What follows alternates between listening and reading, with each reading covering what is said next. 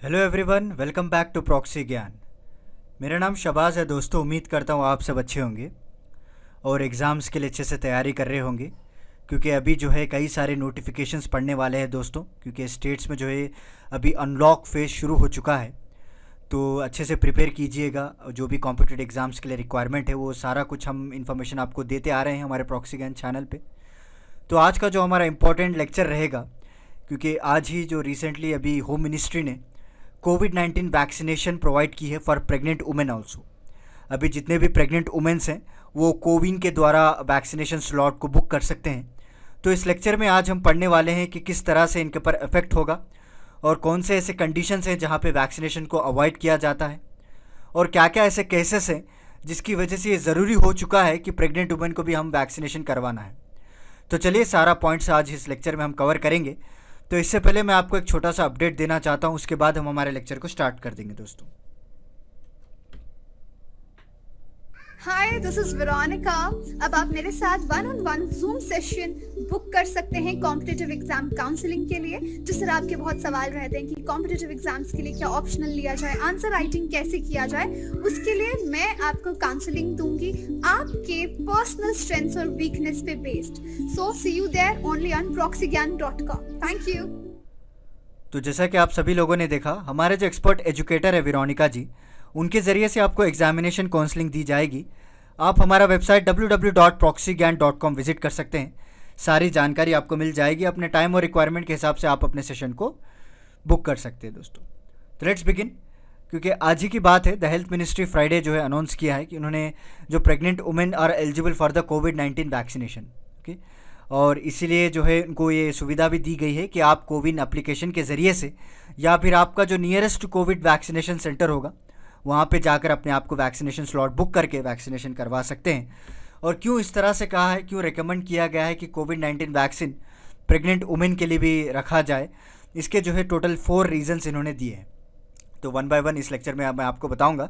तो पहला जो रीज़न है, क्योंकि ये जो कंडीशन रहती है प्रेग्नेंट वुमेन की, वहाँ पे जो हायर रिस्क रहता है दोस्तों, क्योंकि उनकी जो बॉडी की इम्यून सिस्टम है लगभग कमज़ोर रहती है। तो ये जो highly expose to the infection rate, तो कहीं कोविड-19 इनको ना हो जाए। अगर इनको कोविड-19 हो जाएगा तो आने वाला जो बच्चा है, जो जो डिलीवर करेंगे, जो बर्थ करेंगे जो बच्चे को, तो उसके पर भी इफेक्ट होने के कई सारे चांसेस हैं। और उसके अलावा सेकंड रीजंस की अगर आप बात करें तो प्री टर्म बर्थ में वहाँ पे ज़्यादातर रिस्क देखने को मिल सकता है आपको, ओके। एंड जो प्रेगनेंसी आउटकम्स हैं वो आपको बहुत ही एडवर्स आउटकम्स देखने को मिलेंगे।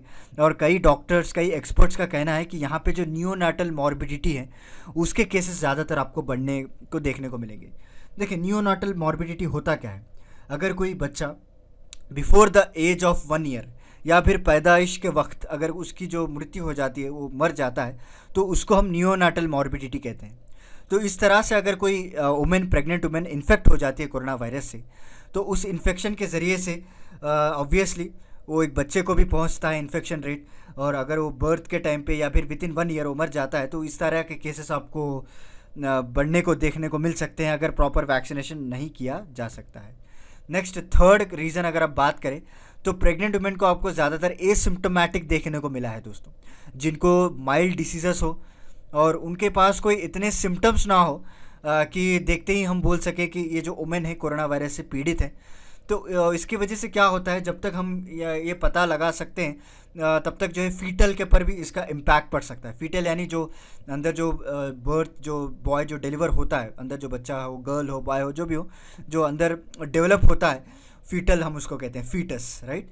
तो उसको जो है उसके पर भी इफ़ेक्ट पड़ते हैं। मतलब वो बर्थ होने के बाद चाहे वो फिज़िकली हैंडीकैप हो सकता है या फिर उसके जो ऑर्गन्स हैं, आइस हो गया, नोज़ हो गया, ईयर्स हो गया, वहाँ पे आपको डिफेक्ट देखने को मिल सकता है।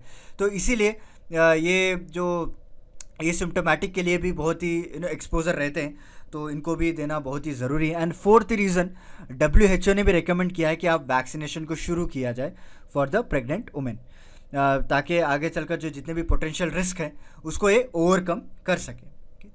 एंड चलिए नेक्स्ट साइड इफ़ेक्ट्स की बात करते हैं। तो अब तक हमने देख लिया कि क्यों वैक्सीनेट करना है, क्या क्या रीजंस हैं जिसकी वजह से हेल्थ मिनिस्ट्री ने भी जो है एक गवर्नमेंट नोटिफिकेशन जारी कर दिया कि आप जल्द से जल्द सारे प्रेग्नेंट वुमेन को कवर कीजिए।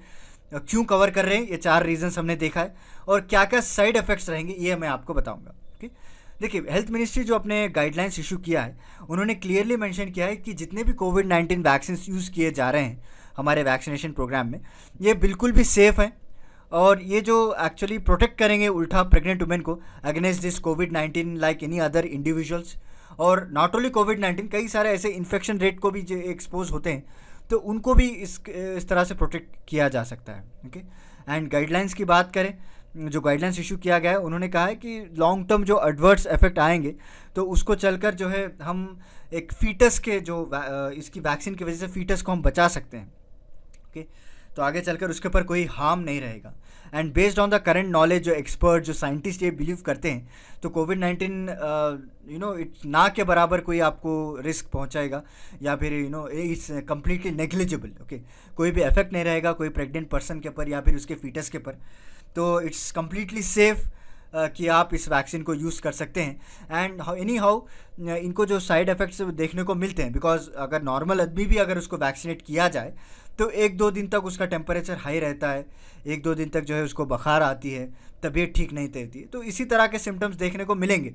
और जैसे कि इंजेक्शन साइट्स पे आपको पेन देखने को मिल रहा है, 1-2 दिन तक इस तरह से रहेगा। इसका मतलब ये नहीं कि ये इफ़ेक्ट जो है लॉन्ग टर्म रहेगा या फिर इसका जो इफ़ेक्ट है जो बच्चा है पेट में जो स्टमक में उसको ऊपर इफेक्ट पड़ेगा या फिर फीटस के ऊपर कोई इफेक्ट पड़ेगा या फिर मदर के ऊपर कोई इफेक्ट पड़ेगा, इसका कोई अभी तक हमारे पास रिपोर्ट निकल कर नहीं आए हैं। बट एनी हो, आपको नॉर्मली माइल्ड फीवर, पेन जो हर कोई को होता है जो वैक्सीनेशन लेता है। And this guidelines also provided कि आपको कोई एक्सपीरियंस हो रहा है, रेयर एडवर्स एक्सपीरियंस मिल रहा है, तो आपको अर्जेंट मेडिकल अटेंशन देने की भी ज़रूरत पड़ेगी। तो उन्होंने आगे चलकर मैं आपको बताऊंगा कि क्या क्या ऐसे कंडीशंस हैं जहां पे आपको अर्जेंट मेडिकल अटेंशन लेना पड़ेगा। तो पहला जो कंडीशंस है, शॉर्टनेस ऑफ ब्रीथ। आपने तो जो है वैक्सीनेशन ले लिया है, 1-2 दिन तक आप जो है देख रहे हैं कि कोई एडवर्स इफेक्ट्स नहीं है, माइल्ड फीवर है या फिर pen at the injection site है, वो नॉर्मल रहता है। उसके बाद 15-20 दिन होने के बाद आपको अगर इस तरह से कोई सिम्टम्स देखने को मिल रहे हैं, तब अर्जेंट मेडिकल अटेंशन मिलने की बहुत ज़रूरी है। क्या क्या ऐसे कंडीशंस है? पहली बात शॉर्टनेस ऑफ ब्रीथ, दूसरी बात chest pain. Okay, next limbs के ऊपर अगर आप प्रेस कर रहे हैं तो वहाँ पे आपको पेन महसूस हो रहा है, swelling in the limbs. Okay, and abdominal pain जो है वो भी ज़्यादा बढ़ता चला जा रहा है, चाहे वो वॉमिटिंग्स हो या ना हो, बट अब्डोमिनल जो पेन है वो ज़्यादा आपको बढ़ता जा रहा है। ये सारे अगर आपको सिम्टम्स देखने को मिल रहे हैं, राइट। आगे इन्होंने बताया कि वीकनेस हो गया या फिर पैरालिसिस ऑफ लिम्स हो गया, लाइक या आँखों के आपकी रोशनी जो है कम होती जा रही है, ब्लड विजन है या पेन इन द आइस है, राइट। ये सारे चीज़ें जो है अगर आपको देखने को मिल रहे हैं इवन आफ्टर 15 एंड 20 डेज, तब आपको एक अर्जेंट मेडिकल अटेंशन होने की बहुत ही ज़रूरत है। And is there any specific category, कि क्या प्रेग्नेंट वुमेन में एक ऐसी कैटेगरी भी है जहाँ पे हम वैक्सीनेशन को अवॉइड कर सकते हैं? ये भी इन्होंने क्लियरली मेंशन किया है।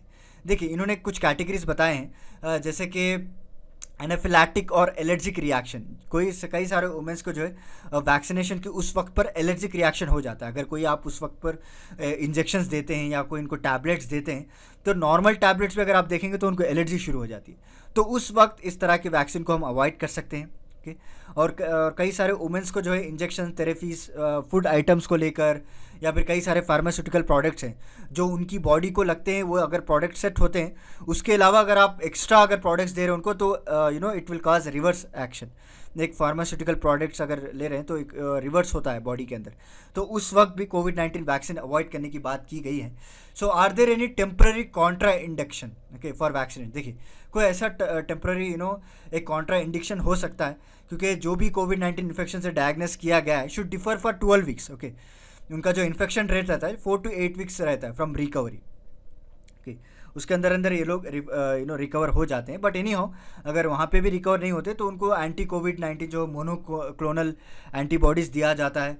कोवैलेंसेंट जो प्लाज्मा थेरेपी आपने देखा होगा, अभी तो इंडिया में इसको स्टॉप कर दिया गया है, बट जनरल की बात कर रहा हूँ, इसको भी यूज़ करके आप जो एक्टिव कोविड-19 पेशेंट्स हैं उनको रिकवर कर सकते हैं। And if pregnant women already has covid, okay, तो ऑलरेडी उनको कोविड-19 है, तो उनको भी वैक्सीनेट किया जाता है दोस्तों सून आफ्टर द डिलीवरी। एक बार डिलीवरी हो जाए तो जल्द से जल्द उनको भी वैक्सीनेट करने की बहुत ही आवश्यकता है। ये इस तरह से गाइडलाइंस इन्होंने क्लियरली मेंशन किया है। तो उम्मीद करता हूँ ये आप जो लेक्चर एक इन्फॉर्मेटिव की तरह ले सकते हैं, ओके, क्योंकि रिसेंटली जो गाइडलाइंस पब्लिश की गई है, आप भी दूसरों को नॉलेजेबल नॉलेज को शेयर कर सकते हैं। इस तरह से गाइडलाइंस है, क्योंकि आपके घर में भी कई सारे लोग जो है प्रेगनेंसी से सफ़र होते हैं, अभी जो है पीरियड से गुजर रहे होंगे, तो उनको आप इस एक इन्फॉर्मेटिव लेक्चर की तरह बता सकते हैं। क्योंकि हमारी जो प्रॉक्सी ज्ञान चैनल है, they will not only provide knowledge for competitive exam, but also जितने भी इन्फॉर्मेटिव लेक्चर्स हैं वो भी हम आपके सामने लेकर आ रहे हैं। तो this is about today's lecture. तो चलिए मिलता हूँ मैं आपको अगले लेक्चर के साथ कुछ इंटरेस्टिंग टॉपिक के साथ। तब तक के लिए धन्यवाद दोस्तों।